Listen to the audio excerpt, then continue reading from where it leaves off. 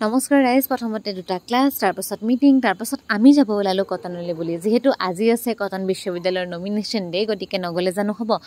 কটনৰ ইলেকশ্যন কোনো উৎসৱতকৈ কম নহয়। যিসকল আছে তেওঁলোকেতো জানেই, আৰু যিসকলে আহিব তেওঁলোকেও গম পাব যে এই দিনটো আমাৰ বাবে কিমান বিশেষ হয় আৰু কিমান ভাল লগা হয়। চাৰিওফালে মানুহবিলাক সাজু হৈছে আৰু আমিও আহি পালোঁ। আৰু এয়া চাওক,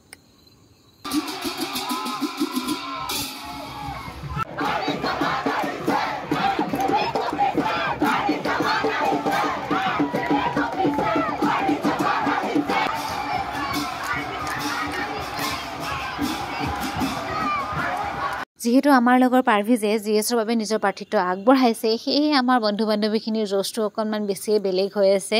আমি কেইজনীমানে যদিও বা তাক ভোট দি সহায় কৰিব নোৱাৰোঁ, তথাপিতো আমি যেনেকৈ নহওক সাহস উৎসাহ যোগাই যাবলৈ চেষ্টা কৰিছোঁ আটাইকেইজনীয়ে।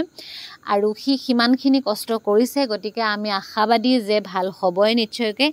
যি কি নহওক, পৰিৱেশটো সঁচাকৈ ভাল লগা। সেইকাৰণে আমি যেনেকৈ নহওক এই দিনটোত উপস্থিত থাকিবলৈ চেষ্টা কৰোঁ। ভাল লাগে আগৰে পৰাই। এইফালে ফটো উঠা হৈ গ'ল। ফটো চটো উঠি আমি খাবলৈ আহিলোঁ আৰু ভাত পানী খাই ৰুমলৈ উভতিলোঁ। যথেষ্ট ভাগৰুৱাও আছিলোঁ আৰু ভোকো লাগি আছিল। আজিলৈ ইমানেই, বাই।